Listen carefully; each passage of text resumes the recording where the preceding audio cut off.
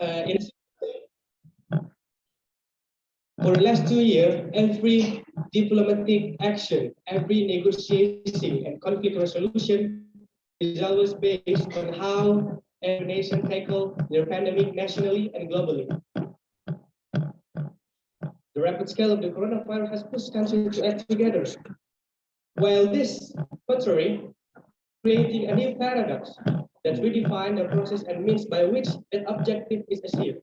In what we call the new normal, a societal distance world is reconvening in a cyberspace with the help of video conference technology, providing a new frontier for politicking and creating a new agenda for international diplomacy. Well, thanks to this, the diplomatic way of nation and other international actors has changed. One example, from the United Nations, various changing has happened. The World Health Organization, World Trade Organization, even the International Maritime Organization, the Food and Agriculture Organization have a new focus on how their office operates. Everything not only about their thematical focus, but also on how each of these aspects, trading, economy, food and culture, is affecting our lifestyle and affected by the pandemic. Now,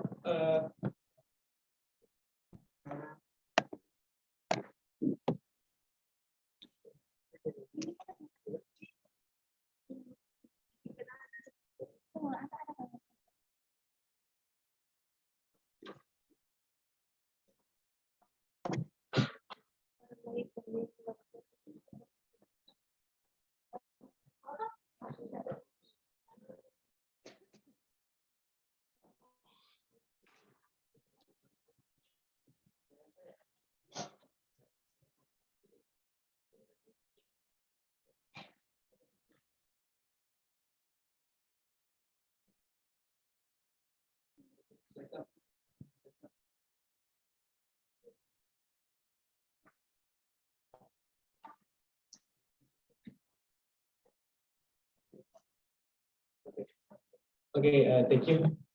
Now, thanks to the pandemic, every international organization, every state now has a new agenda for international diplomacy to tackling the pandemic. Fast forward to the post-pandemic era. Next. Everything is not the same as before. Sorry, saya kasih dulu. Sebut dari ini. Saya kasih guna cakap. Well, COVID-19 pandemic is unprecedented and it is far from over, everyone. While the situation continues to evolve, there is already the talk of a new normal, which is meant to portray the change in the way people now approach and conduct their daily activity, daily engagement. Without doubt, the pandemic has created a new challenge and a change in the realm of international politics. COVID-19 pandemic has thrown out both new challenge and opportunity, expected to have far-reaching consequences for diplomatic practice and the conduct of international relations in the year to come. I would like to point out three major challenges created by the pandemic era to the post-pandemic era. First, the politicization of global health governance, the global economic recession, and the emergence of China-centric international order. Why China-centric? Not only because China is the origination of the virus, but as one of the world's leading country on tackling the pandemic outbreak and vaccine research, it is also a monumental time for China to increasing their influence on the geopolitical map of global power. In diplomatical way, of course, we'll get into that later, because I would like to talk about politicization of global health governance. Next. I would like to take note that COVID-19 pandemic is as much a health crisis as it is political. And arguably, it is the reinforcement of old order politics by other men with the WHO as its fulcrum. In every sense, we can tell that the way of nation, the way of the World Health Organization, the way of the United Nations and other international body on tackling the pandemic is the political stage for every actor included in it. For example, beyond the US-China relation, the pandemic is unraveling the European Union relation with both the US and China. As I said before, the post-pandemic era is bringing us to the China-centric world order. As an example, in April, President Donald Trump announced that he will freeze all funding to the WHO and will withdraw the US state membership of the organization. This happened on 2020, on the early stage of the pandemic. His criticism and opposition stemmed from his perceived and alleged China-centric response to the COVID-19 pandemic. Contrary to this, China sees this as an opportunity to take more influence, to take more dominance in the world political order. While the US is backing up their funding, their help, and their aid to the international world on tackling the pandemic, China is looking for an opportunity to take over sponsorship of the WHO. As we can see, China is one of the most biggest sponsor, biggest donor of the WHO, since the US frees all of their funding.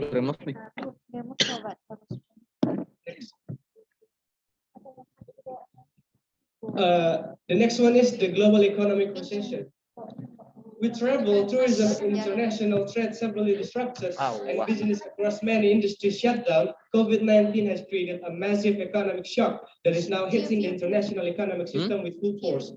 The IMF has given an indication that the world has entered into recession. As we can see, there is a statement from Kristalina Georgieva. She is the chief of the International Monetary Fund. She said, yes, it is a foregone conclusion. As you reported, the US and China are shutting down a large portion of their economy. There's only so much you can take. Also, Europe will now also really struggling with COVID-19. To address this grave situation, a much stronger response is needed by all the nations who consider it is a global public health challenge in the form of a security threat. Without doubt, the world will have to grapple with economic downturn for some time to come. So the pandemic is not just changing the way of how the international politics works. It is also changing how the economic politics and the international economic work. For example, let's take a look at Sri Lanka. Anybody know the news about Sri Lanka? They are at the brink of economic collapse because of the hyperinflation that hits their country. The government is shut down.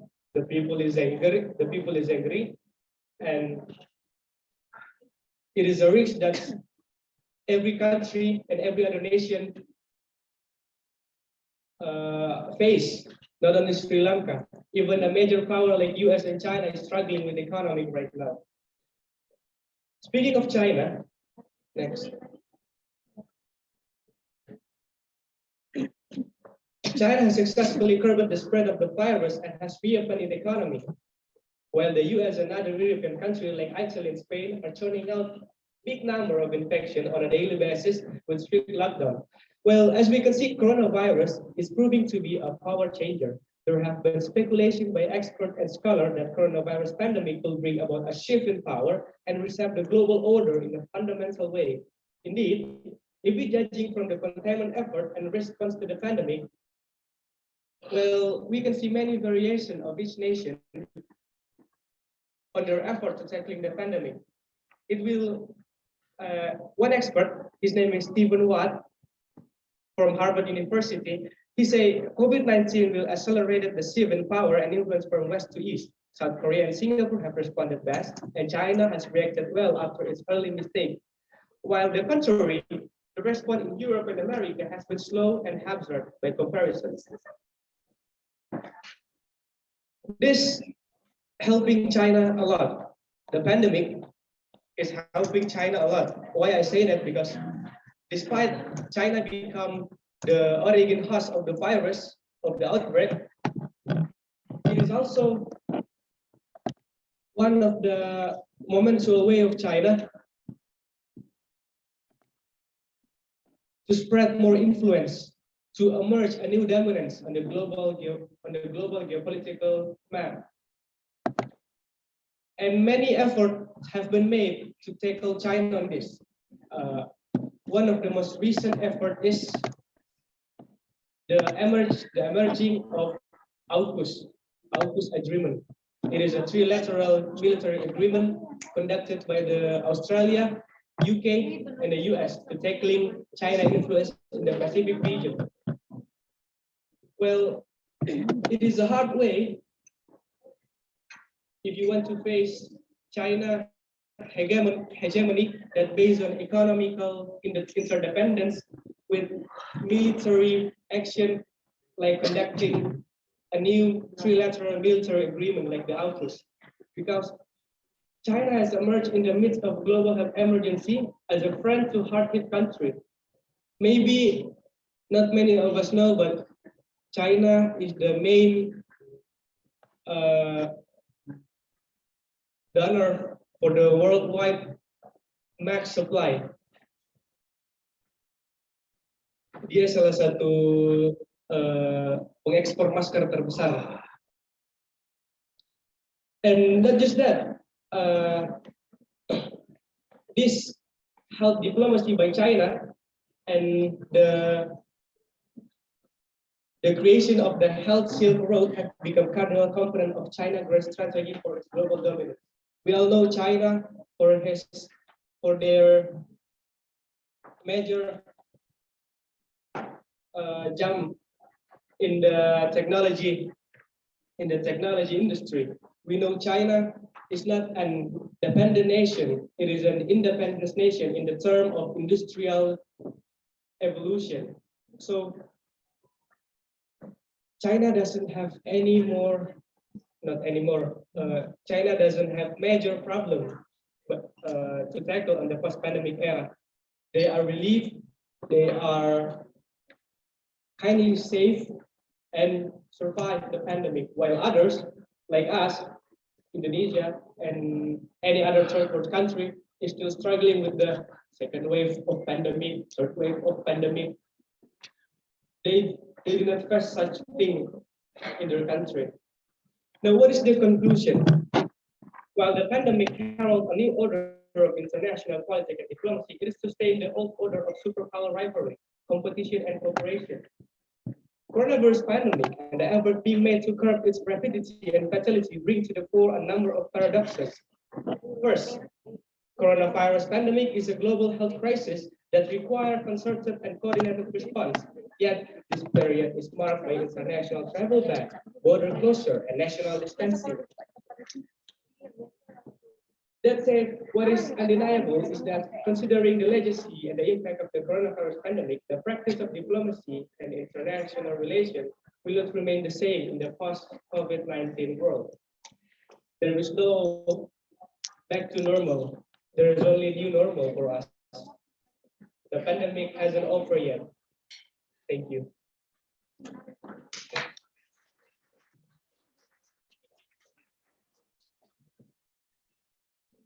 Okay, thank you very much, Muhammad Ihwan Riodini, for giving us such informative and interesting presentation. Now, ladies and gentlemen, now we come to the question and answer session. I would like to have one question from participants, please.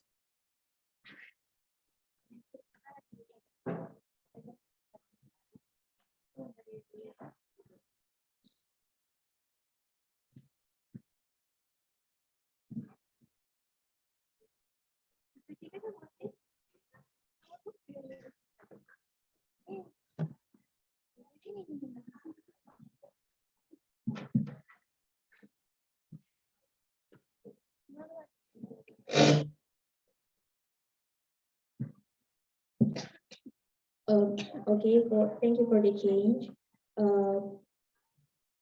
Like the speaker is explained before, that the pandemic or the COVID-19 is affected all of our life aspect like politics, economy, and our social life.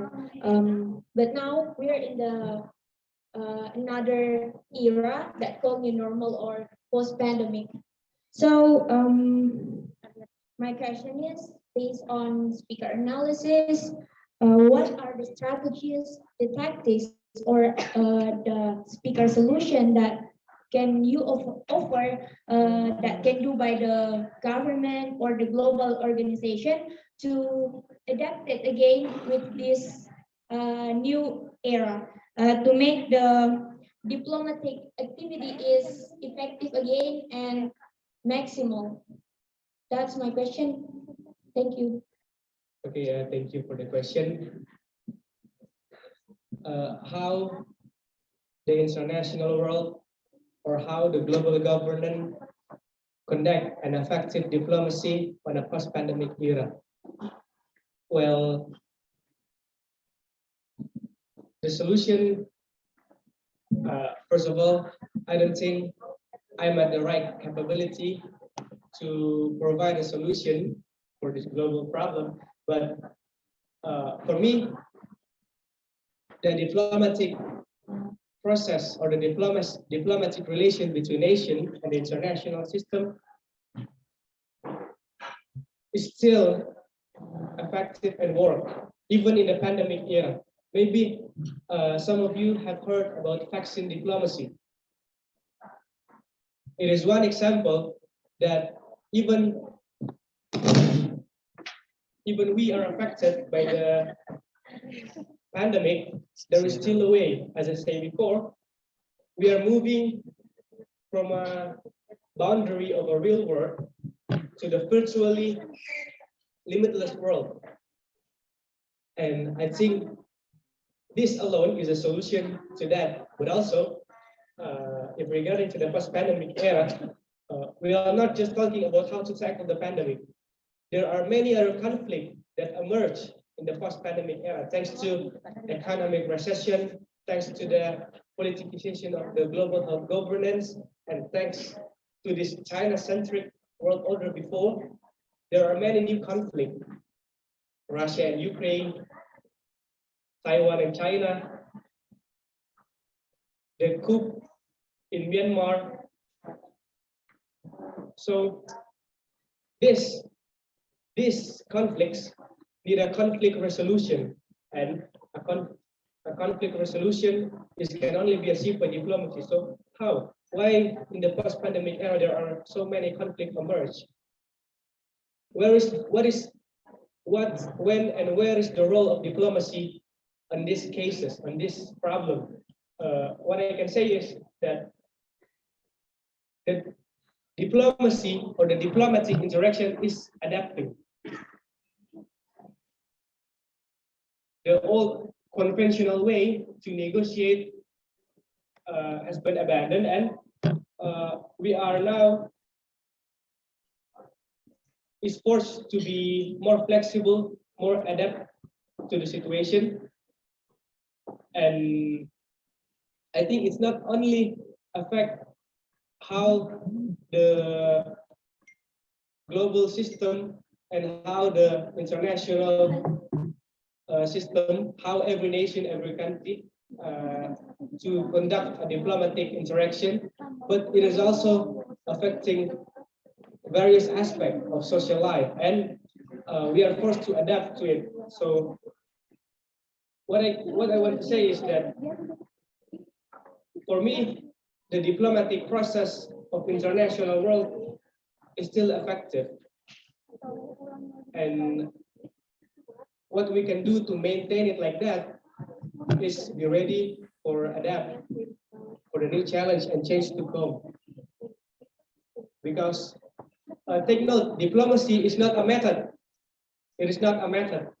It is a concept and it is a system. So it can be flexible. It can adapt to a new challenge.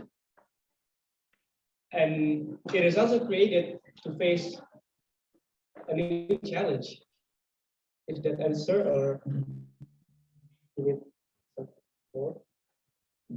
So to Ms. Santi, are you satisfied with the answer? Okay, so moving on, we have one question from Zoom meeting to Mr. Fauzan. Yeah, time is yours. Go give your question. Am I audible? Hello? Am I audible?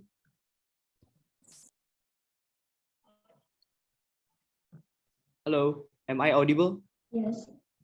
Yeah, okay. Yes, Okay. please give me. Thank you so much for thank you so much for the opportunity. My Department of Political Science, Pajajaran University.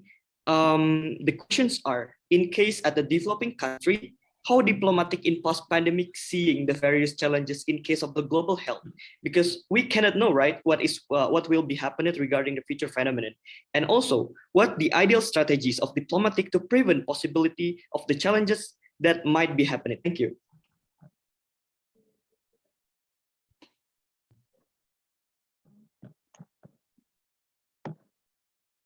I'm sorry to Mr. Fauzan. Can you please repeat for one more your question? For sure. Okay. Okay. In case at the developing country, how diplomatic in post-pandemic seeing the various challenges in case of the global health, because we don't know, right, what will be happening regarding the future phenomenon, and also what the ideal strategies of diplomatic to prevent possibility of the challenges that might be happening. Thank you. Thank you. Okay, thank you for the question. So, in case of the developing country, what is the ideal strategy for diplomatic activity and how to prevent future challenges? Is that the point of your question? Am I right? Sure.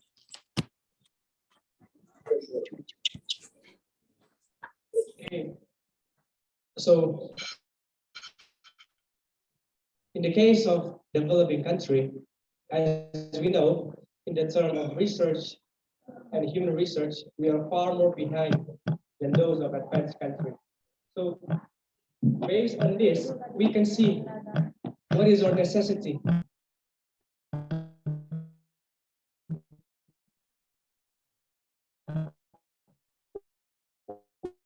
What is the most needed thing strategy as a developing country is to get on a good bargaining position on negotiation or diplomacy process. Take note that as a developing country, we do not have so much to offer to those to the other advanced country in the term of negotiation. We are the one that need help. So one of the best way is to take benefit from what we have and gaining a bargaining position in the diplomatic or negotiating practice of that respective country. Secondly, how to prevent future challenges through diplomacy. Well, as we know, many developing countries have receiving aid, has receiving funding from advanced country, but it is just not enough if all of this aid, all of this funding is not implemented in a good way domestically. What I'm trying to say is, it is up to the global society to behave and be ready for the new challenges to come. Because this thing like pandemic and any other future challenges not only affecting developing country, but it is up to those developing countries on how to face it. So I think the most realistic ways is to adapt and take benefit on what we have. One of the smallest thing you can do is, well, Put your mask on, social distancing, stay home. Even though it is post-pandemic, there is always trade outside. We may be over with the COVID-19, but as we know, a new plague is emerged. Monkeypox, military trade, bilateral conflict. It is a risk and a potential threat for those developing countries. And I think the best way to face it is adapt and be ready and use what you have, resource, human resource, to take a good bargaining position for negotiation process. And for example, Indonesia, we are now holding the presidency of the G20. It is a momentous time for us to take a good bargaining position with power at hand. So it is a good way to strengthen our bargaining position on the international system, on the international forum through this presidency. It's just one way. There is various corridor on how diplomacy process or how diplomatic process is conducted. Does that answer your question? Thank you for the answer.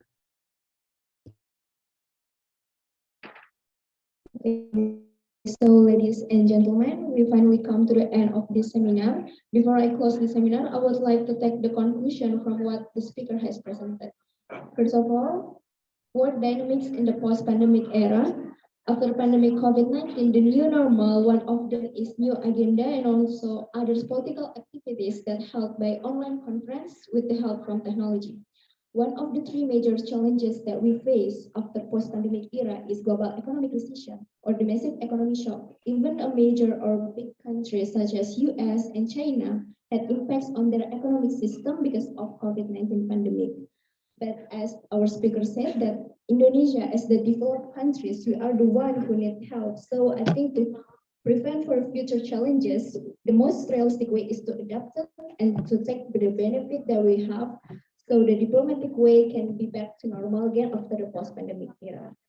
So thank you very much for Muhammad Ihwan Riodini for such informative and educative presentations. So we're moving on to the second session. The second is from Dava Ramadhani from Mersin University with the DEM analysis mainstream perspective on European countries' policies in receiving Syrian and Ukrainian refugees. But before we welcome the speaker, first of all, let's get to know about him as well through his CV. Dava Ramadhani Anwar. Dava has received 2-time Turkish government scholarship from Turkey Dayanet Foundation and Presidency of Turkish Diaspora, majoring in journalism and communication studies at Mersin University. He also got highest award for the dedication of the task force to protect Indonesian citizens atau Satgas Perlindungan KBRI at Ankara by Indonesian Embassy in Ankara. Dava also has lots of interests such as migration, human trafficking, new media, philosophy, media, etc. Now allow me to welcome the speaker, Dava Ramadhani from Mersin University, to deliver his presentations. The floor is yours. Assalamualaikum warahmatullahi wabarakatuh. Hello everyone. Can you hear my voice?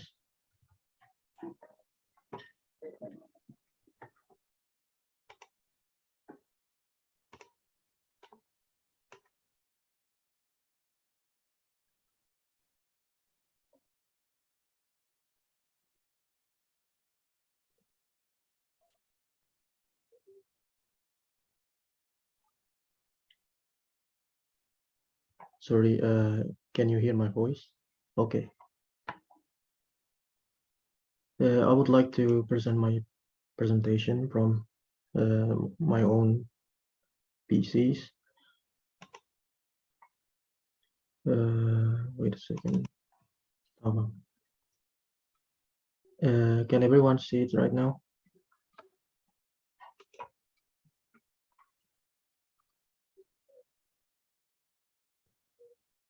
If the audience in the hotel in the offline setting can hear it, I would like a sign maybe, so I can continue my presentation.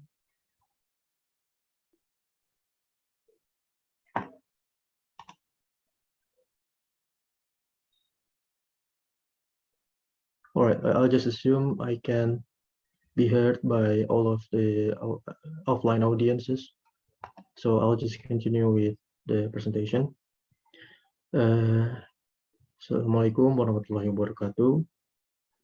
Bismillah, thank you very much for everyone in the UNHAS for inviting me for this generous offer.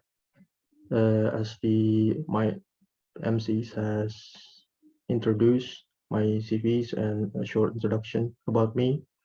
I'm studying in Mersin, Turkey right now. I'm in the last year.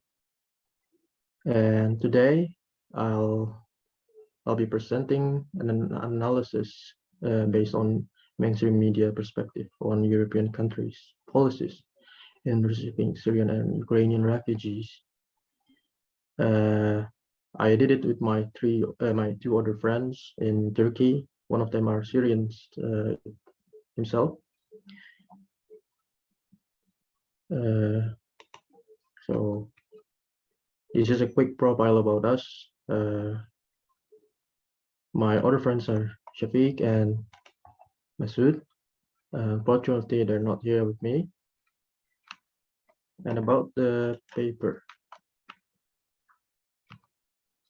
The title is, as I already mentioned, it's about European countries' policies in receiving Syrian and Ukrainian refugees. What we are trying to find about is amidst the COVID-19 COVID-19 viruses, the war, armed conflicts, and violence still exists, still going on in many corners of the world. One of the recent events is the Ukrainian conflict or Ukrainian war, as you might call it. But before, and we can rewind back all the way to 2013, there is also a Syrian civil war that already happening and still entering a new phases. And one of the causes of this conflict is the refugees. And one of the safe haven for the refugees are Europe, because refugees also they need humane settings, humane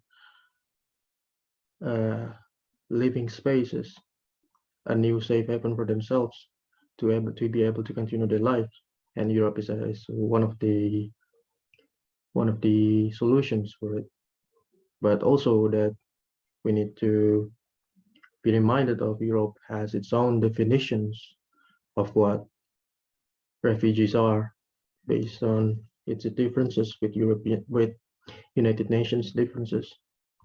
And Europe, together with its settings, is not actually a single unity. There's a lot of differences. There's a lot of interests inside of the European Union itself and outside of the European Union in the same continent. And through its medial lens, we can see the difference between the state's interest and the cause, the main cause that's being promoted inside of the European Union, or we might call it liberalism. This is the quick definitions about refugees in Europe. Mainly, it's a well-founded fear, people that own that for reasons of race, religion, nationality, political opinion, or membership of a particular social group. And the differences within the EU context is they emphasize a third country national, someone that came from a third country national. It might be different cases if we see the Ukrainian context and the Syrian context. If the Ukrainian context is about state against state, in the Syrian context, it's citizens against its own government. Mostly, the refugees coming from Middle East resent and are a descendant of their own country. That's why there are questions about their nation state ideologies and etc. And the research regarding the comparison of media mainstream in framing the issues of refugees in Europe is still rare, especially in analyzing the news reports of the country's policies.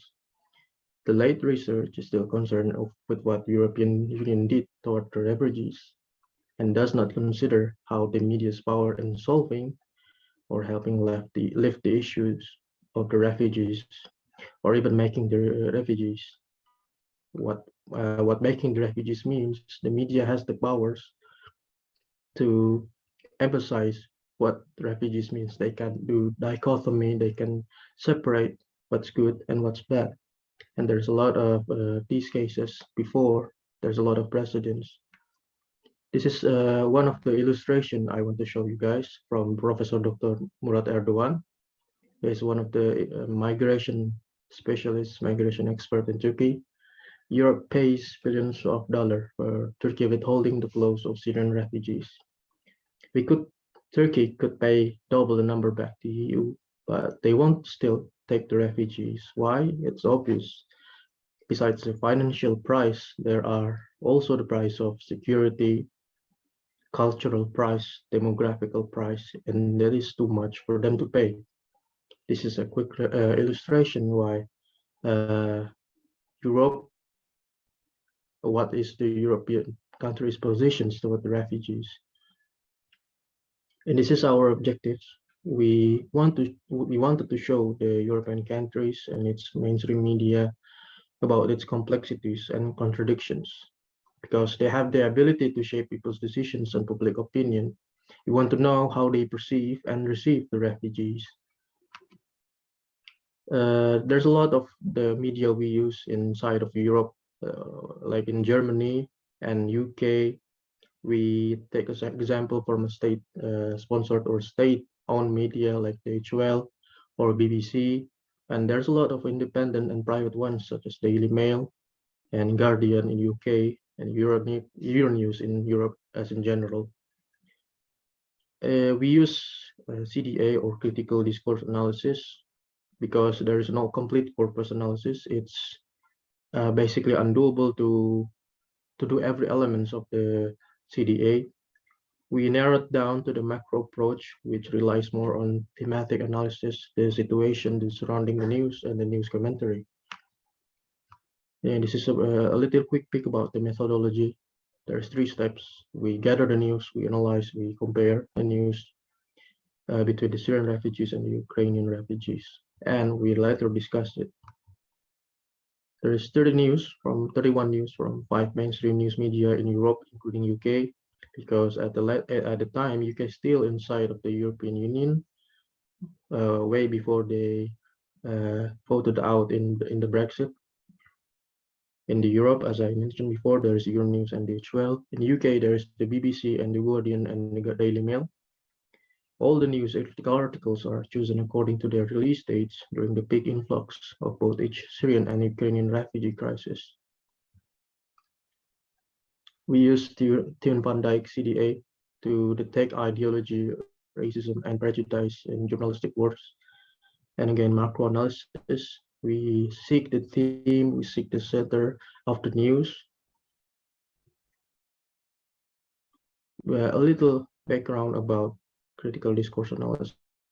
It was mostly used in detecting ideological bias discourses, how it shaped and created the polarization between the represented and the representator, how they being represented, like what is the difference between us and them, how the Europeans perceive it, how overall its strategy of positive self-presentation and negative other representation, in which the good things and the bad things are divisively emphasized, and the bad things and the good things are de-emphasized.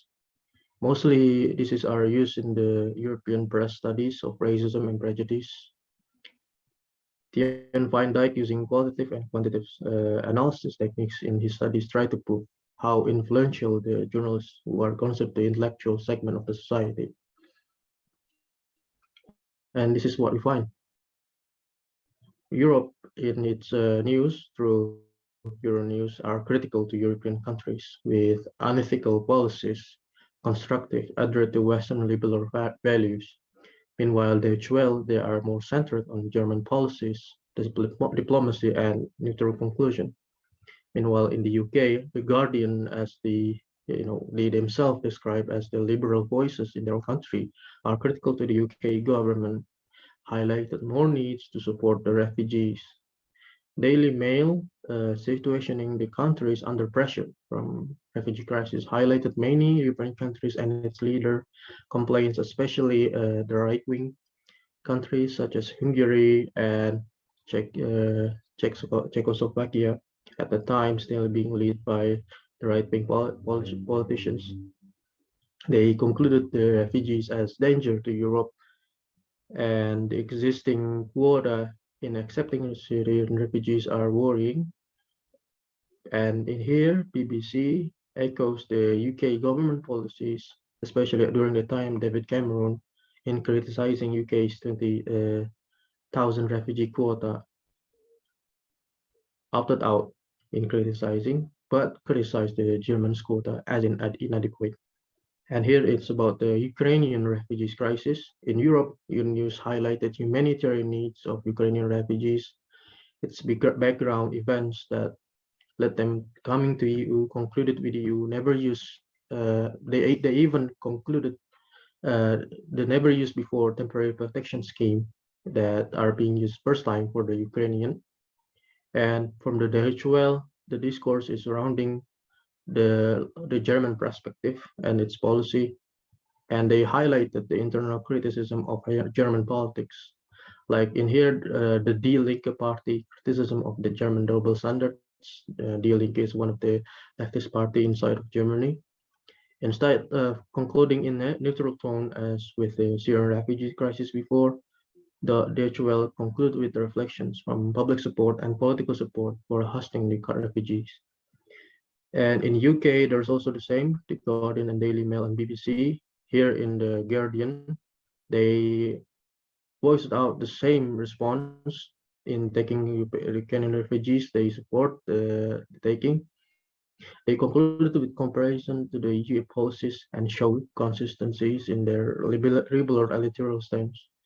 And in Daily Mail, in contrast with previous highlights and conclusions of previous refugee crisis, Daily Mail highlighted a more critical approach to the UK government, and for nothing enough, BBC highlighted far more critical reporting of Boris Johnson government, contrasting to its previous approach of its own government.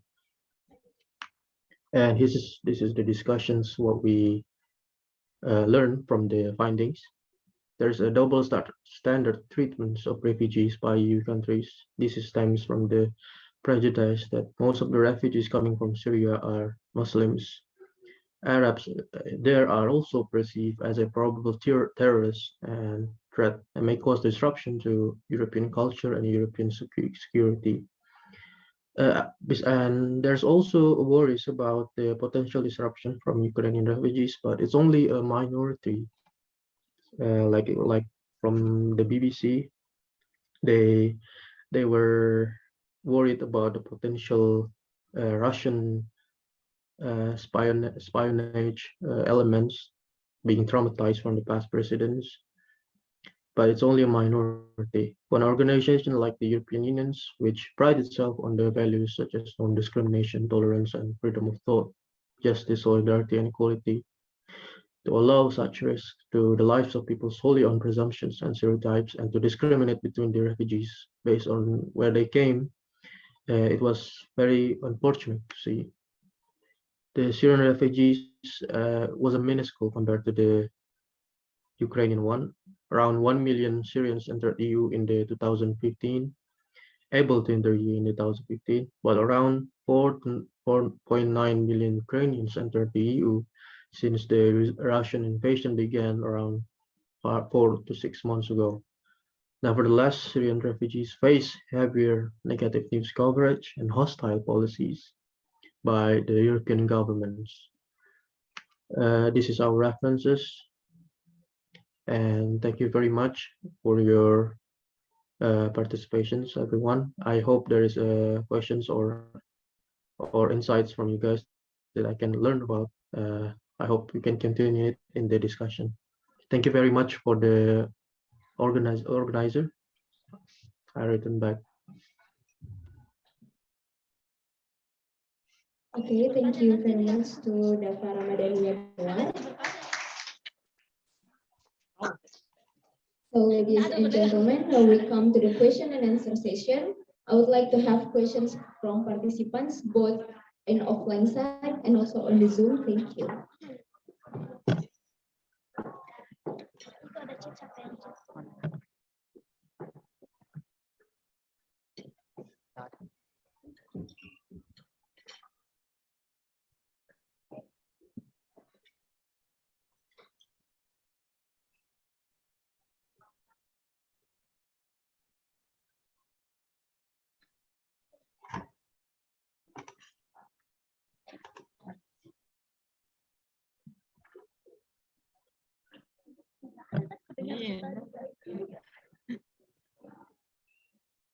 Semua di belakang.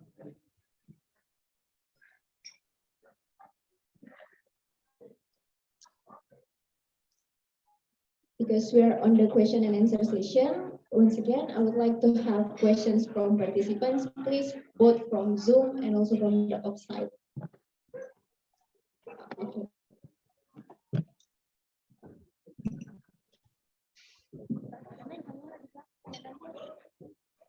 Please introduce yourself and then giving us your question.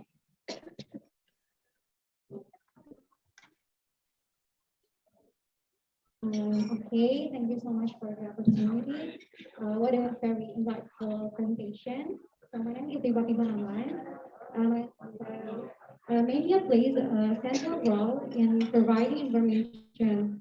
So my question is, how media continues to face significant challenges in safeguarding the values of independent, independent and fair journalism during religious crisis? Is that fair?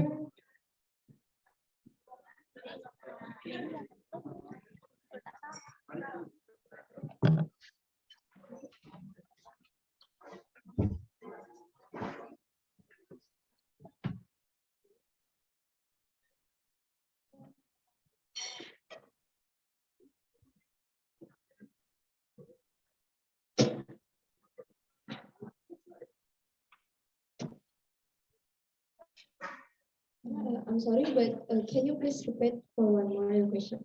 Okay. Media plays a central role in providing information. My question is, how media continue to face significant challenges in safeguarding the values of independent and fair journalism during religious crisis?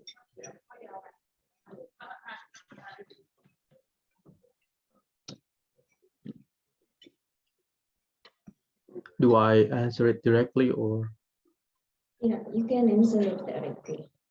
Okay, it's about how the journalists protects their own ideals, right, and values, because they play the central role. Okay, my positions probably going back to the paper, to the presentation.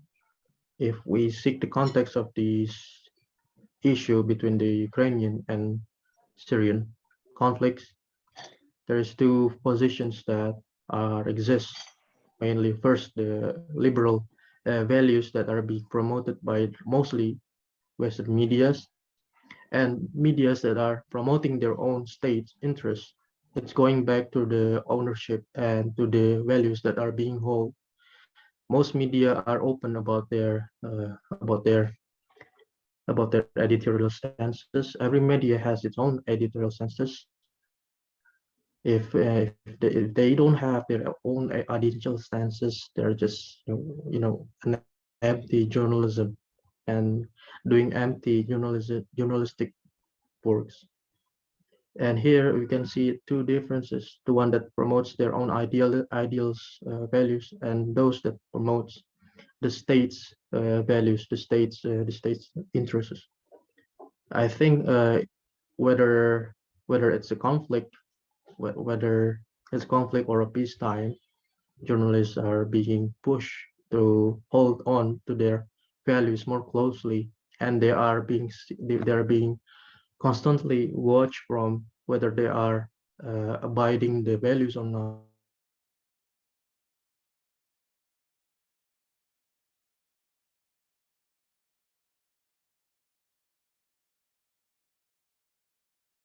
News, because truth can be debatable.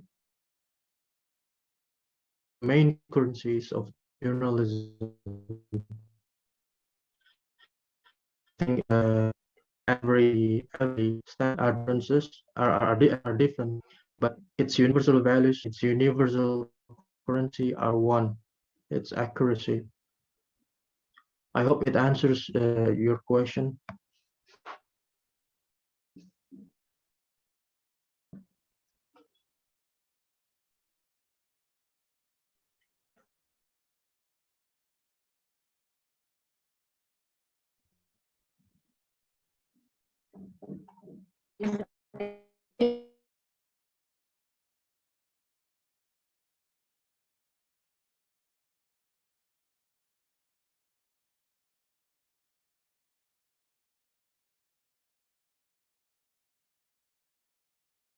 These refugees, like such as the level of terrorists and etc. So the media, is there any realistic solutions for that media or not? Thank you. I'm sorry, the voice was cut out in the first. Can you Okay. please repeat it? Okay. So as you explained before that there's double standard treatment of refugees by EU countries from these refugees from Syrian and also Ukrainian. So what I want to ask is there any realistic solutions that have been implemented to minimize the mainstream media about their perspective on these refugees? So we could guarantee their rights and also a lot of countries more open about these refugees. Thank you. Okay. First, there's two perspectives I can deliver here: perspective of the media and perspective of the field, what happening inside of the field. In the media perspective, uh, media is not delivering. It's not just delivering their own ideas or their own standards, but also it's them out from the people itself. People has fears about refugees. People has fears about uh, changes, about different elements that coming into their society, coming into their life. So it's not solely because of the media. Since it's also from the people, it's also contributing or based on the people, coming from the people itself. We need to consider about its social cohesion. Social cohesion is about kelekatan masyarakat. It's about how do we adapt to the changes in Turkey itself. There is a lot of social cohesive works or receive Syrian refugees. It's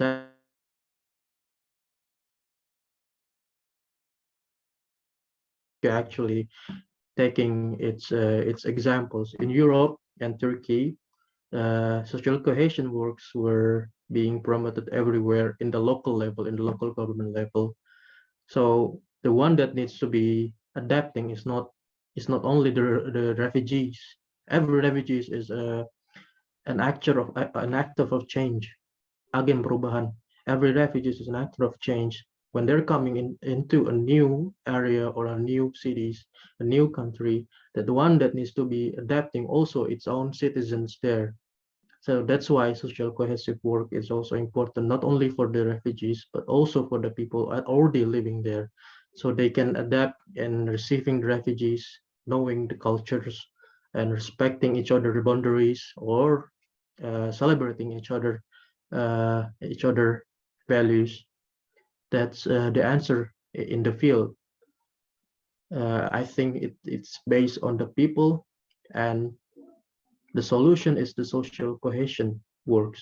And social cohesion works can varies in different forms. It can be an event, in the society, or it also can be a campaign from the governments or the media. And everyone has an active role, should have an active role in doing social cohesive plans and works. Thank you for the questions. I hope it can answer the question. Okay, thank you so much. It's really answered my questions. Okay, so ladies and gentlemen, we finally come to the end of this seminar. Before I close the seminar, I would like to take the conclusion from what the speaker has presented.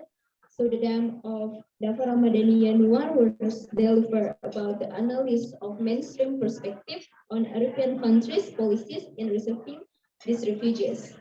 As we know that the double standard treatment of refugees by EU countries does exist, and also there are a lot of justice, solidarity, and equality to allow such risk to the life of the people. And as the Dafarabadi was mentioned, there are several of ways to be how to handle this situation. One of them is social adaptation and also the respect. Social adaptation of changes is not only for the refugees but also the people and the citizens itself. So once again, thank you so much for delivering such an informative and educative presentations. Thank you very much. The honor is mine. Thank you for Okay. inviting me. Okay, moving on to our session. Is speaker from South Korea, Yuan Zahrul Ismail. Okay, first of all, before I welcome this.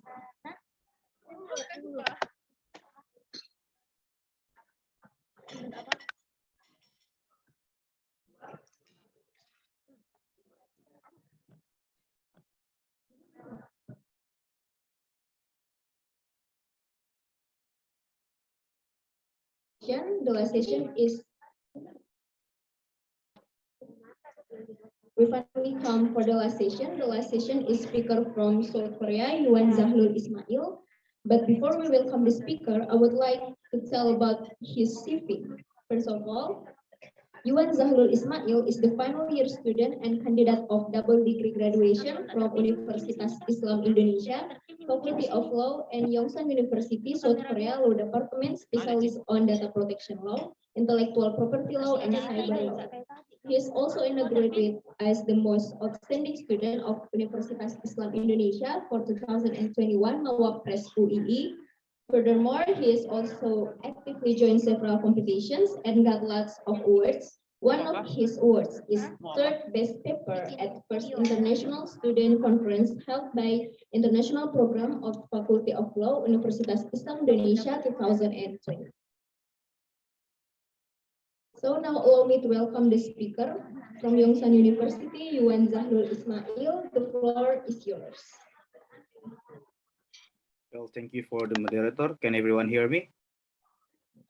Yes, we can hear you. Okay, thank you. So, first of all, once again, thank you for the moderator and thank you for all the audience, and thank you for all the committee that have invited me for this seminar today. So, I'm actually not some political students, not also international relations students. So I'm a law students actually. So if there is any principle that I mentions or there is any general theory that I mentions, maybe that's not appropriate or suitable with what political students studied in their college, maybe you can interrupt it or maybe you can comment on me with regard to any mistaken theory that I will be speaking in the next 15 minutes, I think. So my presentations is actually about South Korean politics, on how incisive that South Korean political issue nowadays after pandemic or even during pandemics. But before we go through the presentations, I have a video that I'd like to show you with regard to South Korea political or South Korea presidential elections during pandemics, and it's a bit interesting because these things actually never happen in other country. This campaign is only done in South Korea, so it's very interesting. Maybe in the future, Indonesia could can adopt or maybe harmonize on how South Korea present their campaign during a pandemics.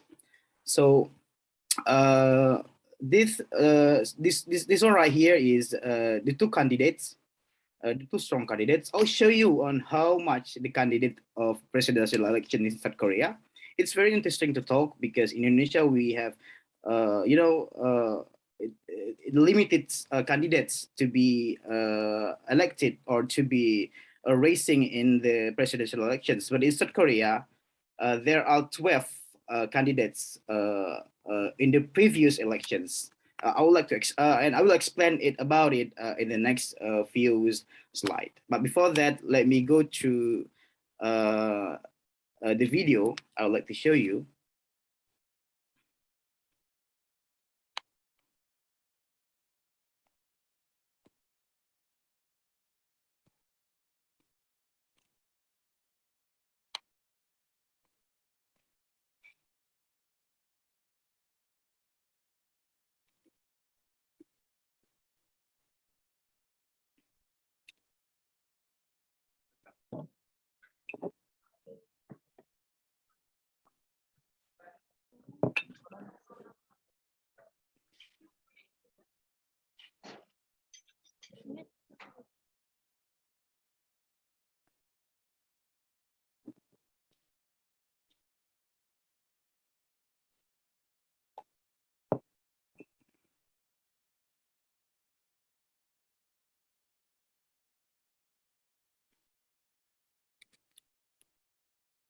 It's actually it's very interesting because some of the people in South Korea or even foreigner like me was confused during the campaign because the video they show on the screen on the big screen previously there was also Lee and it was live, so the people was confused. The actual Lee was in the campaign as officially in offline campaign, but the other Lee was in live through the big screen that you see before.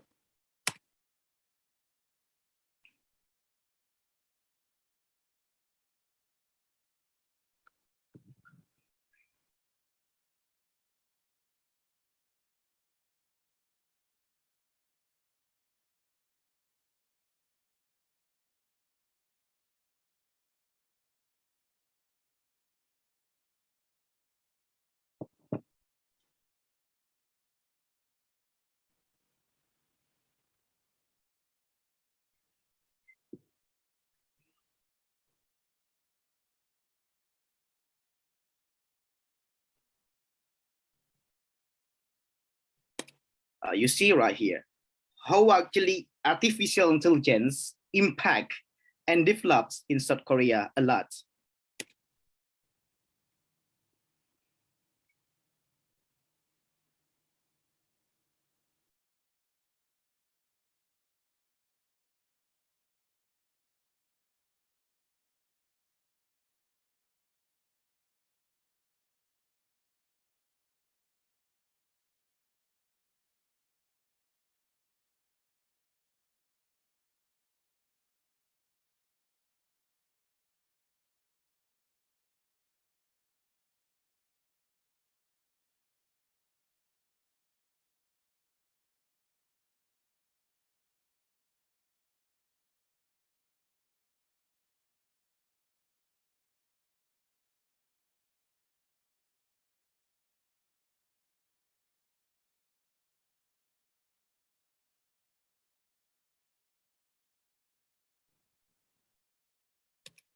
You see right here, it's very interesting, right? You see metaverse right in South Korea. They use metaverse to to online voting. So you officially like attending the location to vote in there, but it's through metaverse, and it's very interesting to be implemented in the future with Indonesia actually.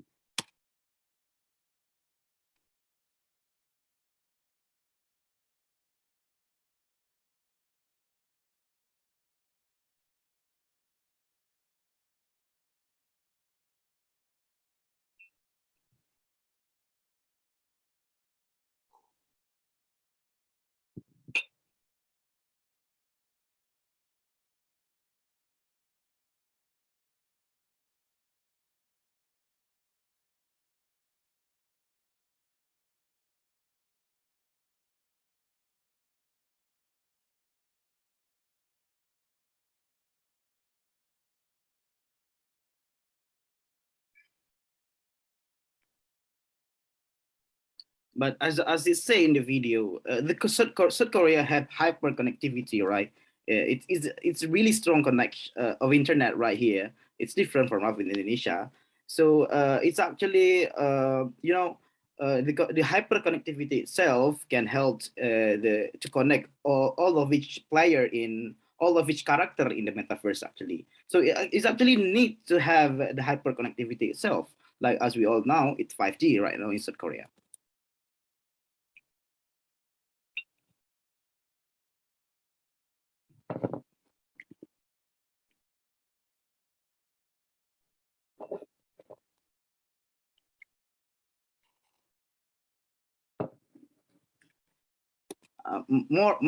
Also some of the people disagree about this kind of implementations with AI because they say it's a serious matter, so we cannot use metaverse or something like this that usually used for the game to be implemented in the presidential elections.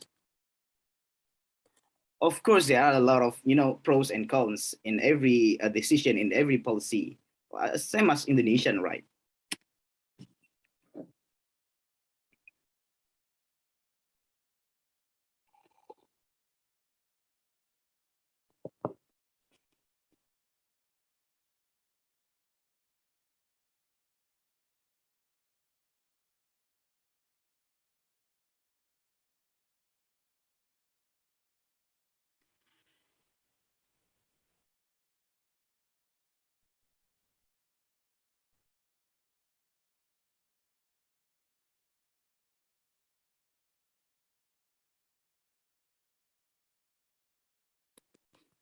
Okay, what I want to deliver right here is actually on how even during a pandemic issue, South Korea still, have the idea on how to survive, on how to conduct even the campaign of presidential elections.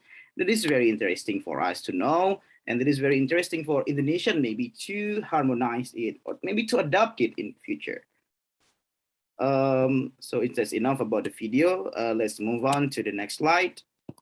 As we already know, I have a story about on how South Korea really survived or maybe handled it very very good during the early or the beginning of the pandemics on 2020, if I'm not mistaken. 2020, yeah, 2020 of February maybe. We already know that Indonesia first case was on March, if I'm not mistaken. Uh, our first case was in March, but South Korea first case was during the early February, if I'm not mistaken. And also the other country like Japan, and also United States of America and other European country, the first case was found on the February.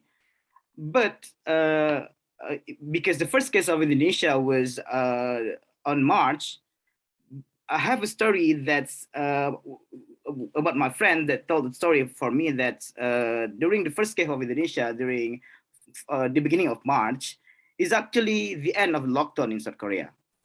So we were really busy. We were, it was like chaos in Indonesia during the first case. Like, the government was making a policy on how to prevent it to be widespread for all around the area of Indonesia. But South Korea during that time of the early March, they were finishing the lockdown. So everybody was in the lockdown in the early of February until the last of February. But the early of the March, actually South Korea have opened all the lockdown in the area, so the people can transport to other region, to other province. But our first case during March, so we began the nightmare in the early March. But South Korea have finished the nightmare in the early March.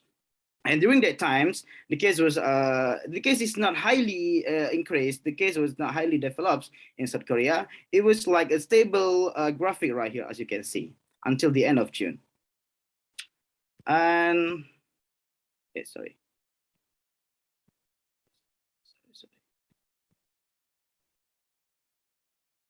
Sorry. So the next slide's about on how successfully South Korea handle the pandemic itself in the early of pandemic. It's a bit interesting because with the help of technology in South Korea, as you already know that the technology have developed very much in South Korea, with regard to AI, maybe with regard to data analysis and something like that. South Korea have much developed. So we cannot say Indonesia hasn't developed in the term of technology, but if you trace through directly in South Korea itself, the implementation of technology or especially the AI, it's really helped South Korea in handling the pandemic itself. Later on, I'll show you on how some of technology, some of the applications that South Korea used in the early of pandemic to help them handle the issue of economic, to help them handle the issue of politics or also their relations. Next slides. We would like to discuss on how actually the pandemic itself impact on the economy, politics, and society. Of course, every country and around the world influenced by the effect of the pandemic itself on how the economic crash, on how the politics starts in the era of the pandemic, and how also society cannot move along with the pandemic itself because most of the store, most of the business was closed during the pandemic because Korea was implemented the lockdown systems. So it was hard for the society to survive actually. But on the last slide, I will show you how they survive during the pandemic. So the untagged economy has damaged the small and self-employees in the service sector, comprising 1/4 of the economically active population, and the precarious workers, including various non-regular workers in all sectors. It has also transformed domestic politics, strengthening the ruling party and weakening the opposition party. As a connection between the opposition party and conservative Christian church responsible for the affections has been identified. The relationship between the opposition party and conservative Christian church had continued even during the period of widespread of the COVID-19 in April. So even during the pandemic, even during the COVID-19 widespread in the April of 2020, the economic has still carry on normally. But even though there are the pandemic or also there are the COVID-19 widespread, but there are a lot of solutions for South Korea to implement the role of technology, the role of AI to help them survive in terms of economic and also politics actually. So we will see through on how actually it's really impact the politics and economic. During the administration of Moon Jae-in, before the elections, so before the election was on 2021, if I'm not mistaken, or maybe the early 2022, I was sorry, correct me if I'm wrong. So before that, it was Moon Jae-in presidential era. Maybe you ring a bell about Moon Jae-in presidential because Indonesia had a lot of relationship with Moon Jae-in in terms of economic and also politics. So during the Moon Jae-in era, it was very impactful for all the society in South Korea. You know, because in the early of pandemic, Moon Jae-in met around 24 of policy with regard to real estate, and it really impact and influence a lot of society to pay their rents or maybe to develop their business in real estate. As you already know that the real estate in South Korea is very expensive, guys. In Seoul, the cost of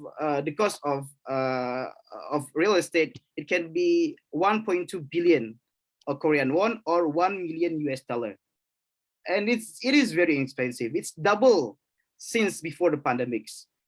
It was the policy of Moon Jae-in that influenced the society, and a lot of real estate business, like a realtor, or like a lot of company in real estate area was crushed and also went bankruptcy during the pandemic.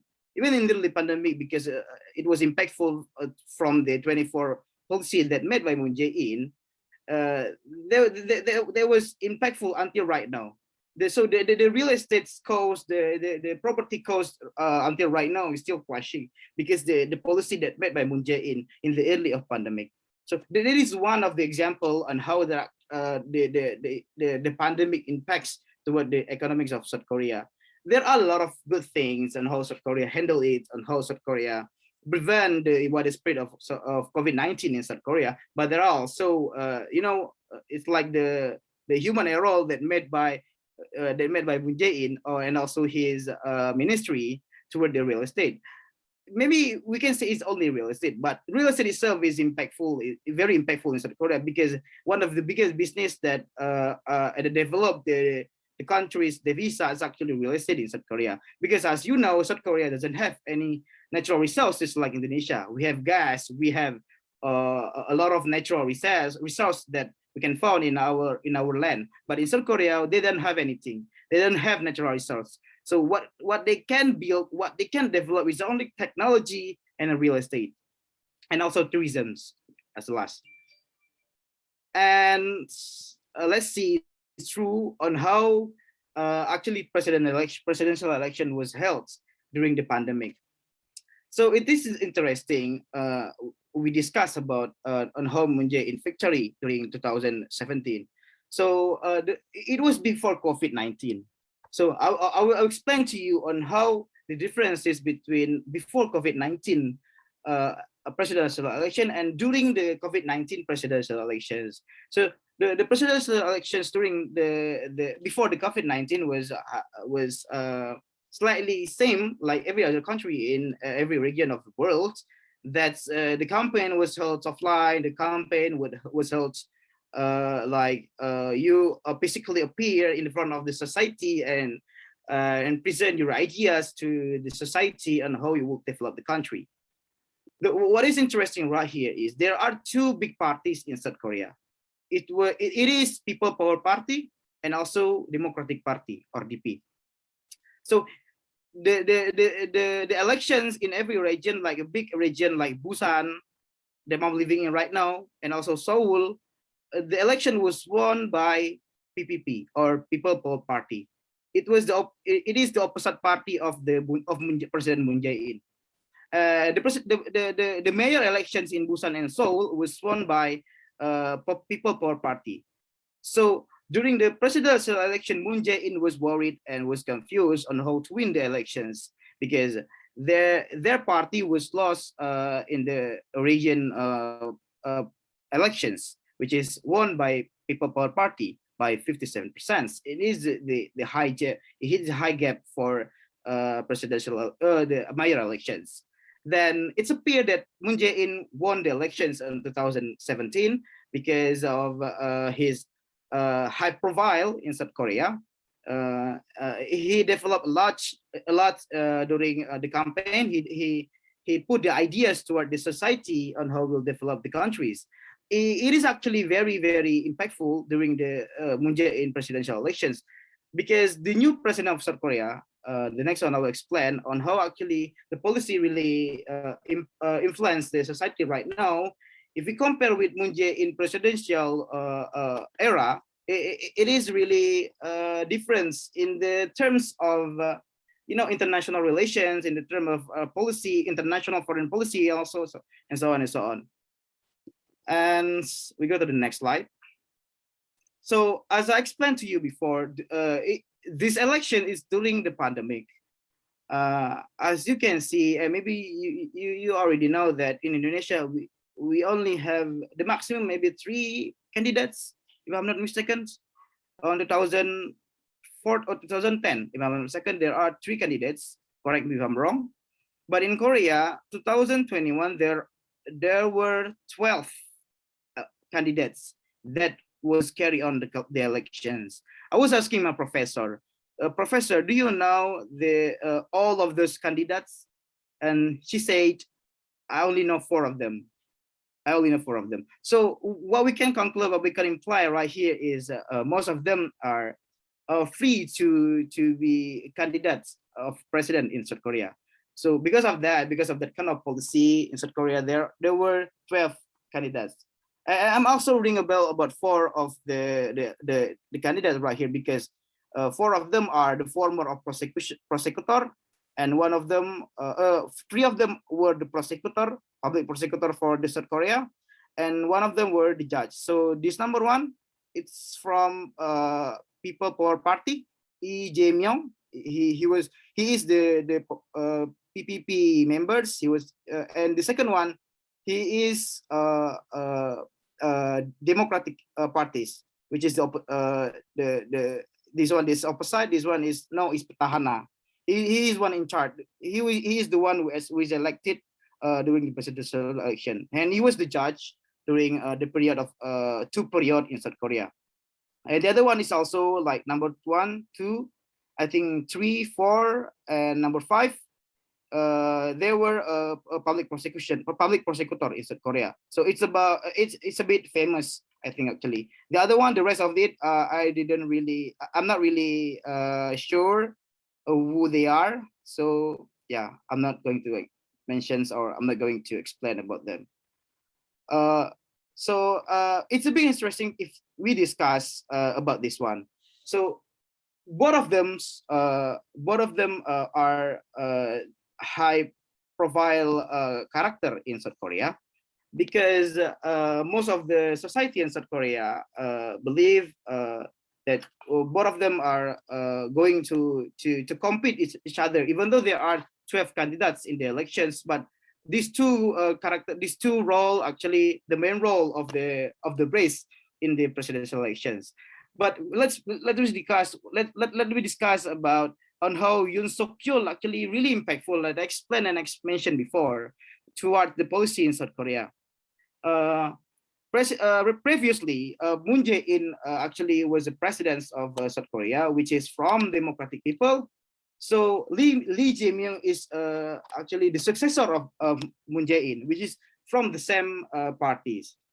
So the policy that he was going to make towards South Korea foreign policy and also internal policy is actually almost same with what President Moon Jae-in implemented in the governmental body.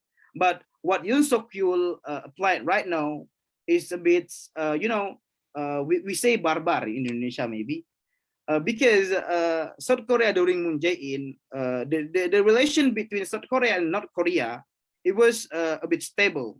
There are no conflicts. There are a bit of conflicts, but it's only in the media. But in the reality, there were no big conflicts during the Moon Jae-in presidential role. But Yoon Suk-yeol is one of the big figure that really against South Korea. So he once said that if I could, I will destroy North Korea. So he is the very big role in South Korea that he don't want to between South Korea and North Korea to be went together, maybe we can say, because in his experience, maybe because he is the judge. So yeah, sometimes it's a bit excessive to say like that. But Yoon Suk-yeol presidential era was a bit frontal or barbar, we can say. Because like you see right here, the first 4 main strategy that Yoon Suk-yeol we're going to apply in South Korea is actually enhancing ROK, Republic of Korea, U.S. Comprehensive Strategic Alliance, expanding extended deterrence against North Korea, as explained before, while Lee Jae-myung seeking to play driver's role between U.S. and North Korea. And the third one is seeking policies to open and reform North Korea. And the fourth one is sharing values and interests and creative mutual trust with Japan, while Lee Jae-myung taking two-way approach toward Japan. In South Korea, Japan is a rival in South Korea, because the past stories were during the occupation of Japan in South Korea, and South Korea take it seriously until nowadays. So there are no Japanese brand in South Korea. There are no Japanese car in South Korea. There are one amongst thousands Japanese car in South Korea. It's very rare. While us in Indonesia, we use almost all Japanese car, right? And we see through on how during these new presidential elections of Yoon Suk-yeol applied some of the policy for South Korea.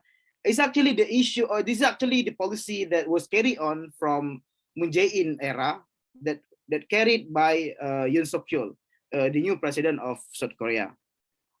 It is hard for the country during the pandemic, during the COVID-19 widespread, to make a transitions of presidential era from the other party to other party, because as I said before, Moon Jae-in was from DP, Democratic People, and then Yoon Suk-yeol, new president, is from People Power PPP, or People Power Parties. So it is hard to to carry some of the policies that had been implemented by Moon Jae-in before to be carried on by the new presidents. Sometimes the president also have the ego to make new policy on how to solve it by themselves, or how to solve it by himself, because he wants to show the role of to the society that he can solve this kind of issue with his own way. But right here, Yoon Suk-yeol made a policy to carry on some of the policy that met by Moon Jae-in. One of the examples is actually K-quarantine solution. So when you enter Korea, maybe you want to be you plan to be a tourist in South Korea. When you arrive in airport, you have to download applications named K-quarantine, and this K-quarantine have a tracking. Everywhere you go, everywhere you take in, everywhere you rent the hotel, everywhere you buy something, this kind of app can track where you are. It's a bit excessive because it's a privacy of personal information, right?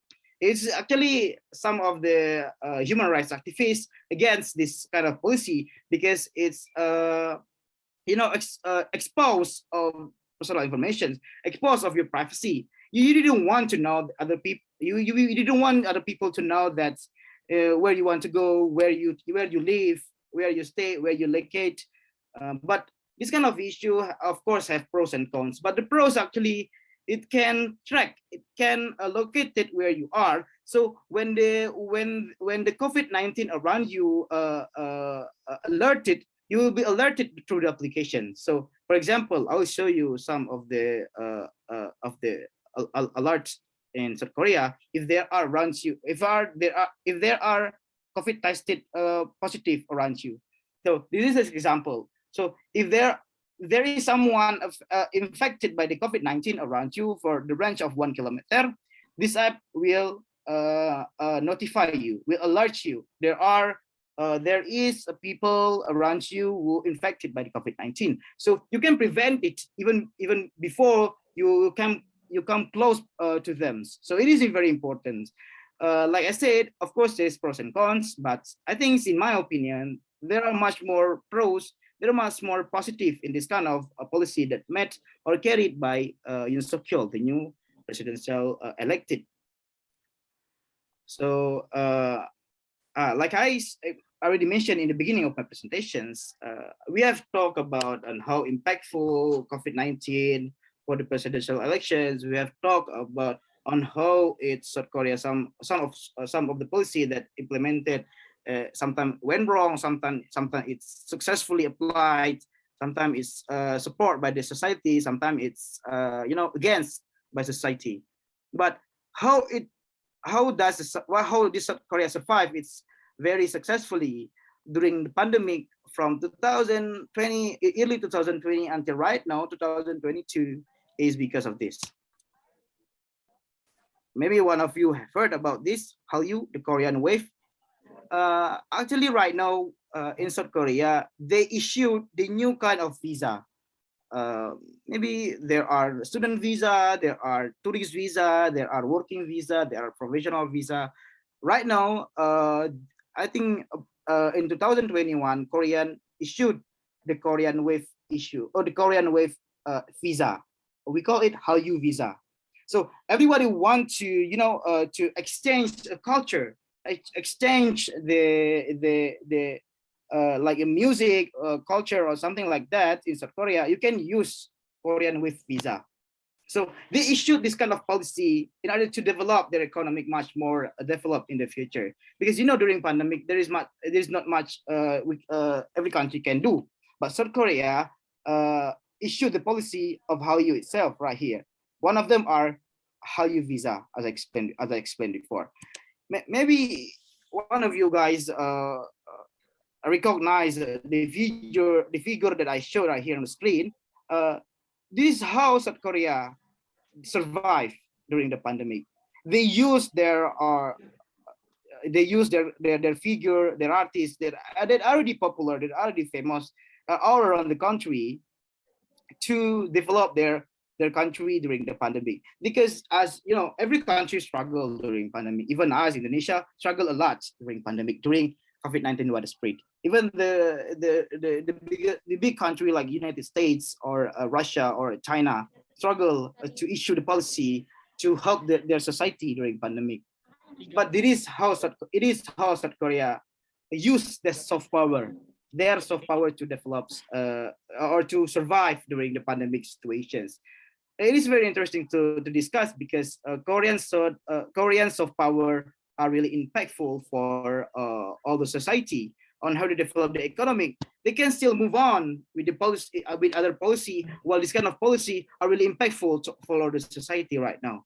You know, there are, you know, Blackpink or BTS or any other movie or a dance of Korean dance, something like that, Korean culture, very impactful to their country, while they spread the impact to other country.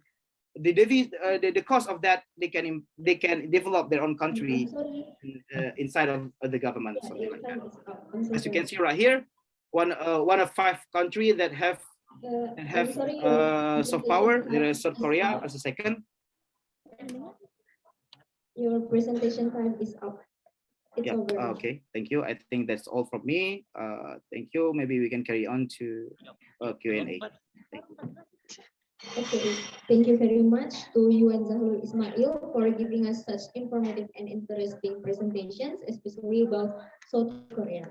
Ladies and gentlemen, now come to the question and answer session, but due to the time limitations, I would like to have just one question from the participants, please, both from offline or Zoom, but only one question. Thank you.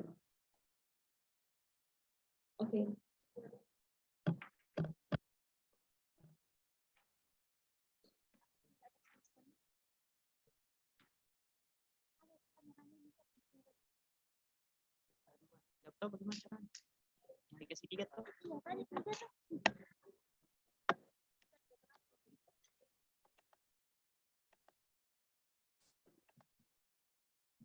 Okay, thanks for the opportunity. I'm Umul Rashid from HASANUDDIN University. So I want to ask about Hallyu, which is the Korean wave, because it's such an interesting topic. As we know that nowadays Korean wave is very popular in everywhere. You know, like K-drama, K-pop, BTS, Blackpink, etc. So my question is, are the government of the South Korean have a particular policy related to the Hallyu or the Korean wave? Thank you. Yeah.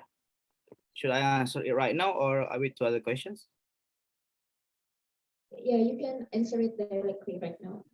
Yeah, as I mentioned, it's for one of the policy that Korean issued to with regard to Hallyu wave or Korean wave is one of the foreign policy that issued was Korean Hallyu visa.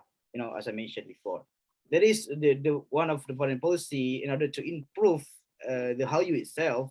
They issue the policy with regard to a visa to Hallyu, where when the other country want to, when any other country want to have the exchange of culture to South Korea, they can use Hallyu visa instead of tourist visa, because it's some kind of special to have Hallyu visa that you are originally want to proceed the exchange of culture or any other things like music maybe, or dance, or maybe something like movie or any other culture like that. So there is one of the policy that issued in South Korea with regard to Hallyu. There are a lot of policy that really much helpful for this kind of Korean wave. to be more developed in the future. Of course, the governments ring a bell about how this kind of BTS thing, about like being much developed in their country, even though in around the world. Therefore, it is very normally for every government to help this kind of wave to be much more developed in the future. I think that's my answer. Okay, thank you so much to you and Zahrul Ismail for such an informative answer. To Miss Umbul, are you satisfied with the answer? Okay, thank you. So ladies and gentlemen, we finally come to the end of this seminar. But before I close the seminar, I would like to take the conclusion from what the speaker has presented.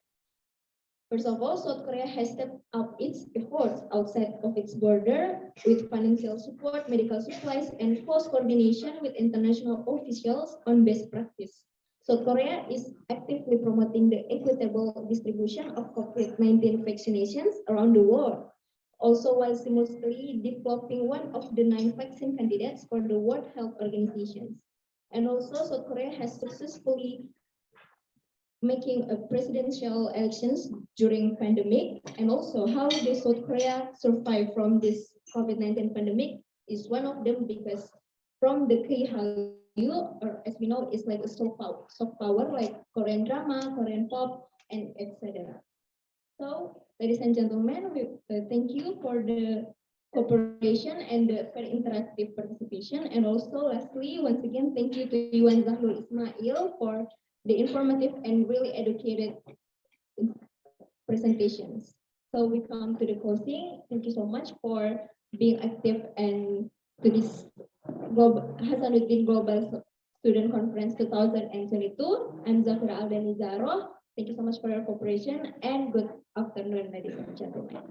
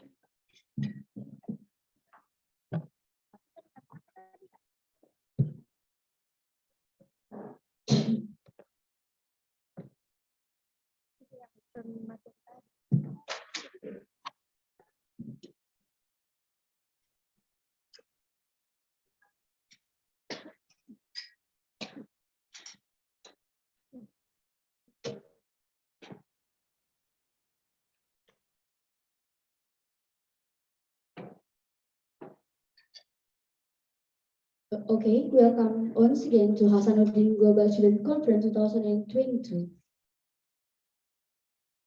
Oke, selamat datang di HASANUDDIN Global Conference 2022. Okay, we are very elated because finally we reached the end of our session today. So we hope all the participants will be well informed by all of the presentation that has been given by the presentation of speakers. And also we would like to say thanks to all the moderators that lead the discussion today. And thank you so much to the speaker who already participate in this conference.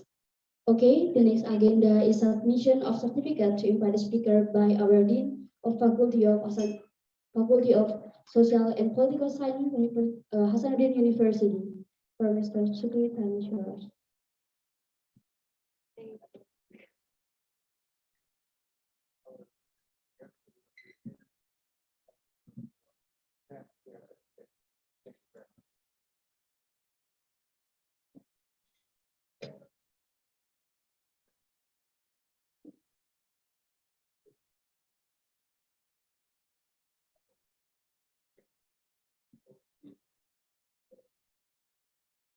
Okay,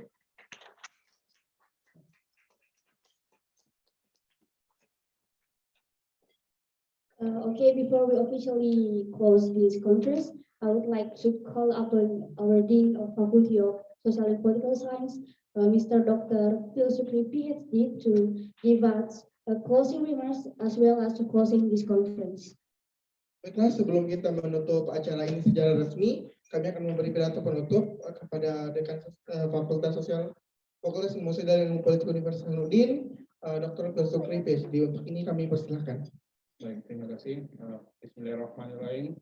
Assalamualaikum warahmatullahi wabarakatuh. Good afternoon. Thank you very much. Yeah, I think all of the event will have ended time. So I think this is our last time for our EAC, HASANUDDIN Global Student Conference. The second HASANUDDIN Global Student Conference on Social and Political Science that conducted by our Faculty of Social and Political Science, and co-hosted the Faculty of Social and Political Science, Pajajaran University, Bandung. And before I come to close officially this international conference, of course, please allow me to say a big thank you for all of the team, all of the participants, all of the people that have participated here.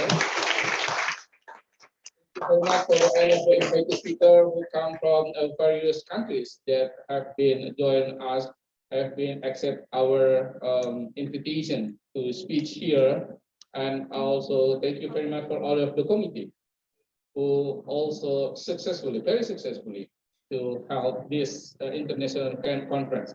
Actually, I'm not really sure in the beginning to whether this conference will be going well, and finally we found the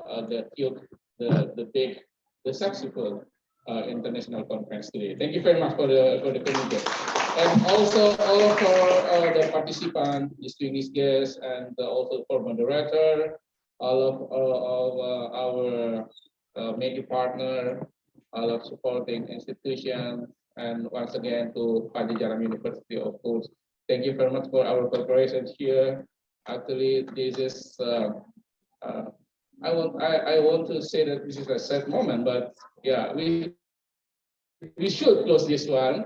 But of course, as a part of our policy to continue our intention to internationalization, our effort to support our university to become the international, the world-class university.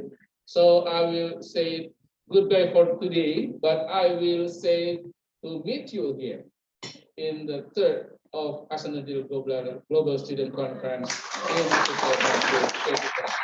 Thank you very much. Thank you very much. I really appreciate for all of this hard work of the committee. Thank you very much for all, and see you in 2024 in our third HASANUDDIN Global Student Conference in HASANUDDIN University. Thank you very much. Assalamualaikum warahmatullahi wabarakatuh.